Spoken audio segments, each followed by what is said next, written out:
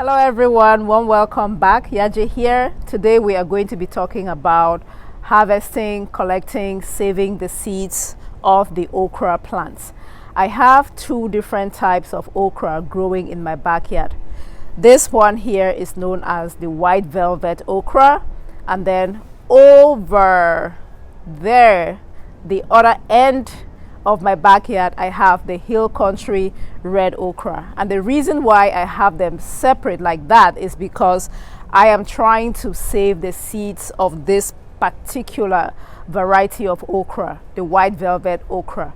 It is a rare species and the seeds are endangered, let me say. So we are trying to save the seeds. So I am growing it in this little corner so that there is no cross pollination that happens.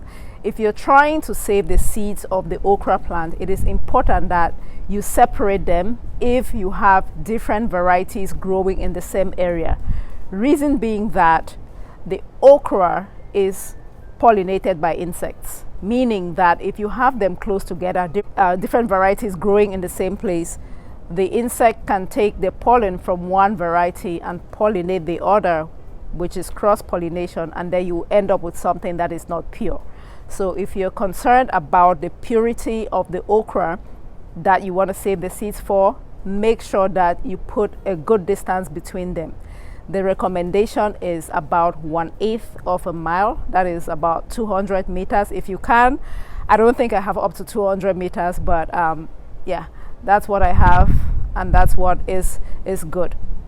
So yeah, the first thing you need to keep in mind is that you put that distance if you have different varieties. The second thing that you need to do is to wait until the okra actually matures before you harvest, and this is how you know. All right, so these are the okra pots that I am growing, and I am going to collect the seeds later on. I'm saving these for seeds.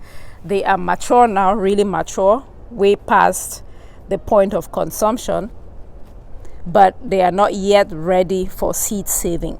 So when you're growing okra for seed saving, you want to wait until the okra pod dries up on the stem, like the okra pod turns brown. Let's see if we find one. Okay, see this one? This is a dried okra pod. That's another one here. Let's see. See this one? That's another dry okra pod.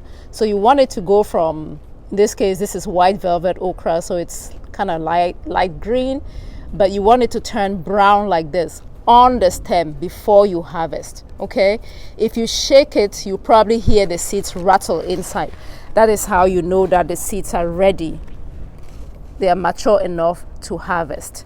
So I'm just going to get a pair of scissors now and harvest, and then we'll open it up and look at the seeds.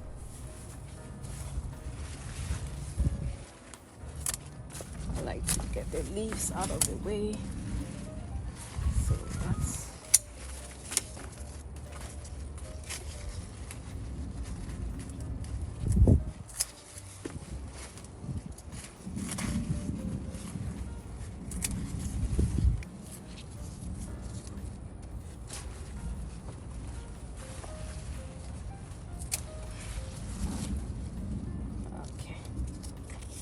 this is good.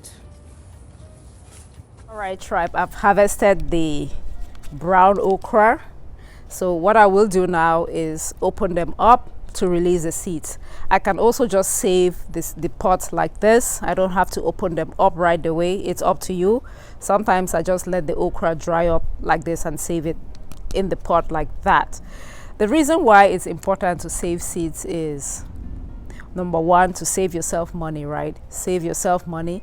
Plus, if you're growing a variety that is not easy to find, like this white velvet okra, you want to collect the seeds. You know, you can give them away. Just save the seeds for future generations. What can I say? So make sure that as you are enjoying your veggies, you're thinking about seed saving. It is part of that whole gardening process. Can you hear? Can you hear the rattle? That's how you know the seeds are ready. Just shake it.